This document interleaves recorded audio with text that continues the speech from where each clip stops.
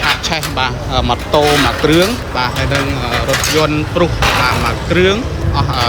ហើយជា50%ទៅហើយបាទរថយន្តនេះហើយម៉ូតូនេះគឺឆេះទាំងស្រុងបាទ100%តែម្ដងនេះបងបូមសាំងទៅពេលយើងបើកមកវាចេញសាំងវារត់តែឆក់ហើយក៏មានអារម្មណ៍ថាឆក់ដៃបន្តិចអត់ចាប់អារម្មណ៍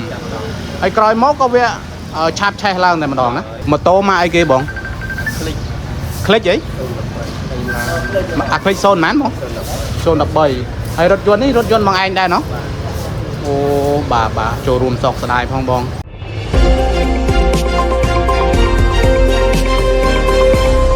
បាទអនុញ្ញាតគ្រប់នឹងជំរាបសួរពុកម៉ែបងប្អូនបាទជាពិសេសប្រិយមិត្តដែលនិយមទស្សនារការផ្សាយបាទរបស់អង្គភាព P New Delhi បាទខណៈពេលនេះបាទមានករណីអគ្គិភ័យបាទ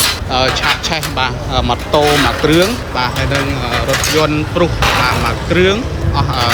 ហើយជា50%ទៅហើយបាទរថយន្តនេះហើយម៉ូតូនេះគឺឆេះទាំងស្រុងបាទ100%តែម្ដងបាទគឺឆេះផ្ទិចមាត់តែម្ដងបាទទីតាំងគឺនៅត្រង់ចំណុចក្រោយផ្សារលើបាទប្រិមិត្តបាទត្រង់ផ្លូវចំោះជ្រូកបាទត្រង់កែងចំោះជ្រូកនៅក្រោយផ្សារលើនេះបាទហើយមូលហេតុនេះយើងអត់ទាន់ដឹងថាមកពីបញ្ហាអ្វីដែលបណ្ដាលឲ្យអគ្គិភ័យនឹងបានឆាបឆេះឡើងទេប្រិមិត្តបាទហេតុការណ៍នេះដែរគឺបានបង្កឡើងបាទកាលពីវេលាម៉ោង2រសៀលបាទត្រូវនៅថ្ងៃទី25បាទខែវិច្ឆិកាឆ្នាំ2025បាទនៅតាមបណ្ដោយផ្លូវបេតុងក្រោយផ្សារលើនេះបាទបុកទៅកន្លែងចំោះជ្រូកបុកទៅផ្លូវចលងមួយហើយបុកទៅផ្លូវដីឡានចាស់មួយបាទកន្លែងកែចំោះជ្រូកតែម្ដងនេះបាទប្រិមិត្តបាទរថយន្តនឹងគឺឆេះផ្នែកខាងក្រោយបាទហើយចំហៀងខាងស្ដាំបាទហើយម៉ូតូនឹងគឺឆេះតិចមាត់ទៅហើយបាទប្រិមិត្តអត់ដឹងថាម៉ូតូនឹងម៉ាកអីទេដល់ពេលឆេះអស់អញ្ចឹងអត់ដឹងថាម៉ាកអីទេSummer ឯបងអូប្រិមិត្តបាទម៉ូតូម៉ាក Summer បាទឆេះមាត់បាត់ទៅហើយបាទបងខ្ញុំសុំសួរមូលហេតុដំបូងនៃការបង្កអគ្គិភ័យនៃឆាបឆេះឡើងបងមូលហេតុអ្វីបានឲ្យមានអគ្គិភ័យនៃឆាបឆេះឡើងទេបងនេះបងបូមសាំងទៅពេលយើងបើកមកវាចេញសាំងវារត់តែឆក់កូនដៃខ្ញុំទៅ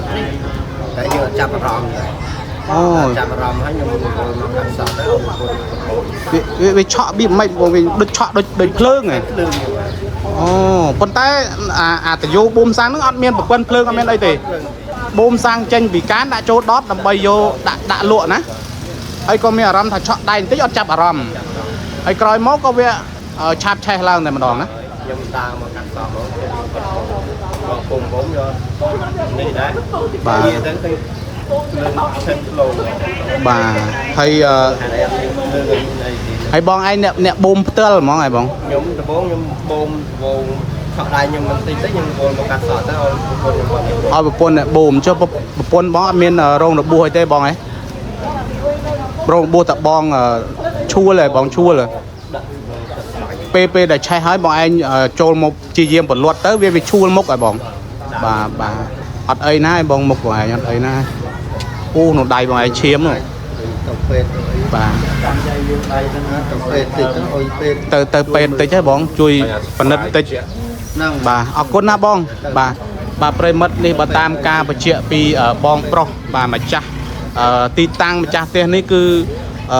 អូបងភ្លេចសួរមានខូចខាតទ្រព្យសម្បត្តិអីខ្លះទេបងទៅម៉ូតូមកអីគេបងคลิกអីអាคลิก0ម៉ានបង013ហើយរថយន្តនេះរថយន្តបងឯងដែរណោះអូបាទចូលរួមសោកស្ដាយផងបងបាទនេះបើតាមការបញ្ជាក់ពី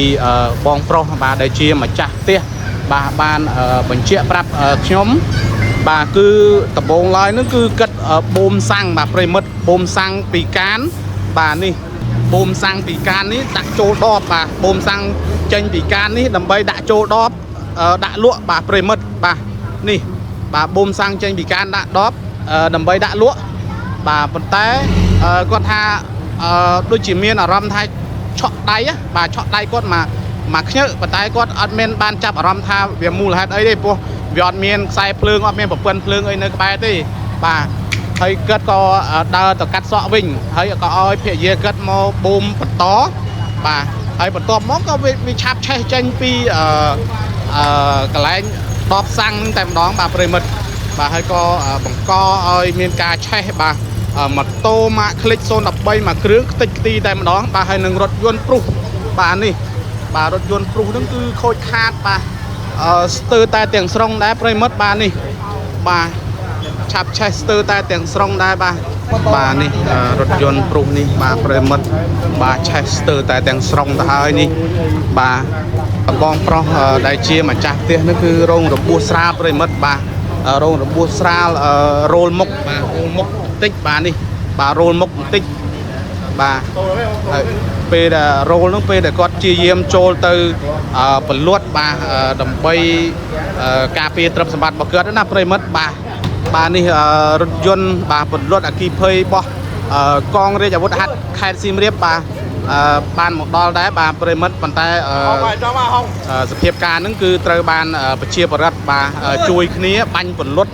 បាទបាញ់ពលុតបាន100%ហើយបាទគ្រប់គ្រងបាន100%ហើយបាទប្រិមិត្តបាទអរគុណប្រិមិត្តបាទគណៈពេលនេះខ្ញុំបាទសូមបញ្ចប់ការផ្សាយតែត្រឹមនេះបាទរាល់កំហុសខុសឆ្គងបាទដោយអចេតនាត្រង់ប្រការណាមួយក៏សូមខន្តីអភ័យទោសបាទដល់បងប្អូនក៏ដូចជាប្រិយមិត្តដែលកំពុងទស្សនានៅការផ្សាយនេះគណៈពេលនេះខ្ញុំបាទជុំចិត្តពីអង្គភាព T New Delhi សូមអរគុណសូមគោរពលា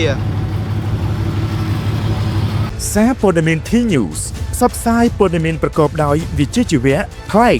លឿនច្បាស់ទុកចិត្តបានទាំងព័ត៌មានជាតិព័ត៌មានសន្តិសុខសង្គមនិងព្រឹត្តិការណ៍សំខាន់ជុំវិញពិភពលោកសូមប្រិយមិត្តជួយចុច Follow Page សារព័ត៌មាន T News ដើម្បីទទួលបានព័ត៌មានថ្មីៗទាន់ហេតុការណ៍ប្រចាំថ្ងៃដែលកើតមាននៅក្នុងមូលដ្ឋានខេត្តសៀមរាប